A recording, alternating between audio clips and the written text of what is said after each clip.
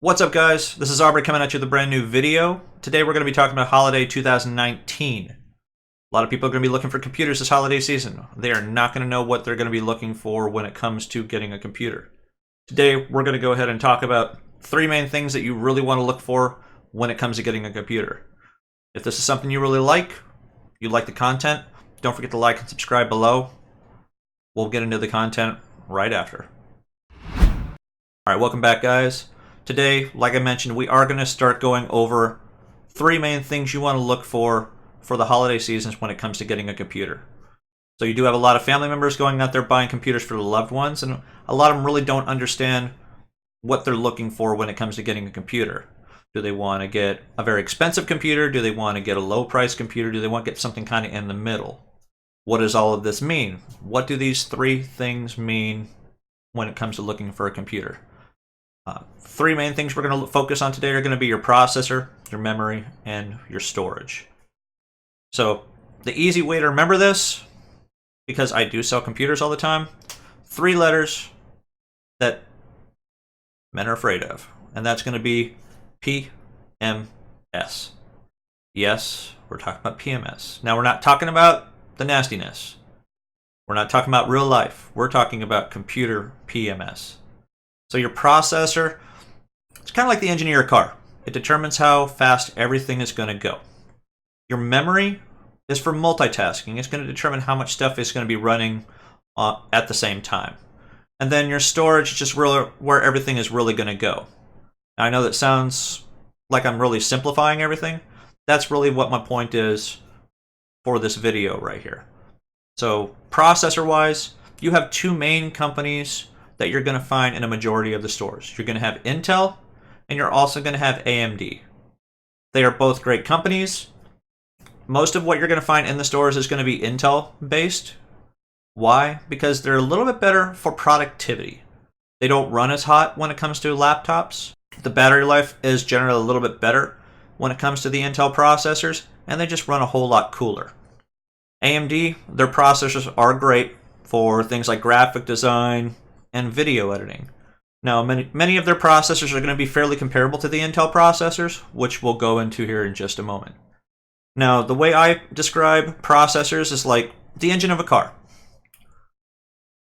It's all about horsepower. So the way the Intel processors are going to be ranked, at least in my opinion, for what I actually describe to people when I sell computers, is you have five main ones you're going to find in the stores. You have your Intel Celeron, you have your Pentium, you have your Intel Core i3, i5, and i7.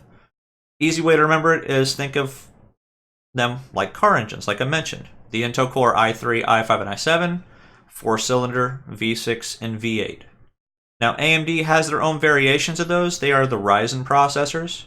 You have the Ryzen 3, the Ryzen 5, and the Ryzen 7. They are great processors across both aspects. Now, the AMD processors are going to be a little bit better when it comes to doing things such as graphics.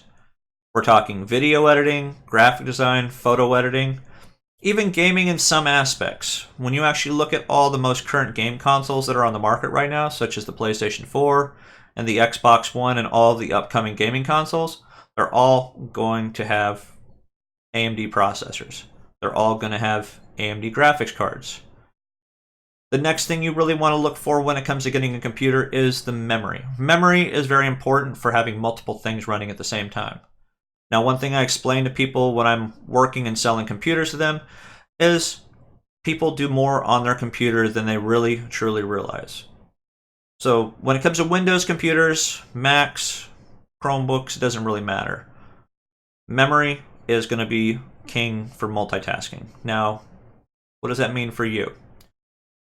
Multitasking means all of your programs running, not just a browser window, not just a couple windows of Microsoft Office. We're talking Windows 10. Windows 10 itself is really a system hog. It's going to take anywhere from 2 to 4 gigabytes of memory just to run Windows 10 by itself.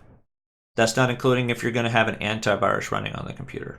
That's not going to count how many windows of Microsoft Office you're running. So if you're going to do term papers, you're going to do research papers, you're going to run a business, you're going to have multiple windows of each of these things open in most cases. browser windows, how many browser windows you want to have running. You want to listen to music, you want to watch a movie. All that stuff is going to use up memory. And over time, that software is going to take up more and more and more memory.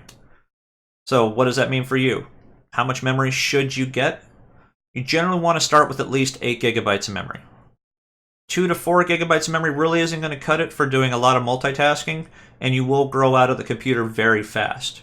So if you really want to get a new computer within a year, by all means, get something with 4 gigabytes of memory. Last thing you want to really look at is going to be your hard drive, your storage. That is where everything is going to go. You generally have two main kinds of hard drives. You have your older mechanical hard drive, and then you have the newer solid-state drive. The older mechanical hard drive, on the inside, there's a little disc that spins around on the inside. They actually call it a platter. It spins around, and you have a needle moving around trying to locate all the data to start your computer up. So when you first get it, that needle is not moving very fast because all it's really having to find is your operating system.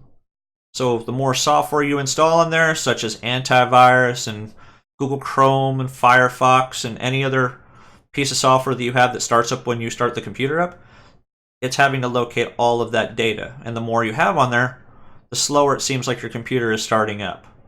Now, the newer solid-state drives, or even newer M.2 solid-state drives, those have no moving parts. So the computer is going to start very, very fast. You're talking seconds, even after having a bunch of things loaded up at the same time.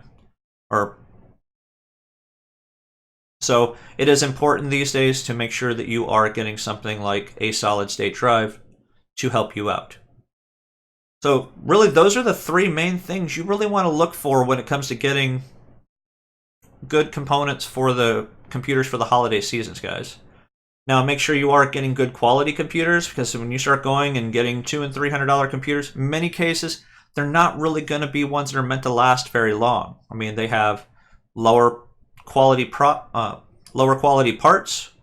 lower quality components, and they're really only meant to last anywhere from about 1 to 3 years. So when you go out to shop, make sure you're taking that in consideration. Hopefully, you guys actually took something away from this actual video. So if you really did, if you liked the content you got here, please, by all means, smash that like, smash that subscribe button, and let me know what you think below. I will talk to you guys in the next video, and hopefully we'll get you some more good content. Until then, game on.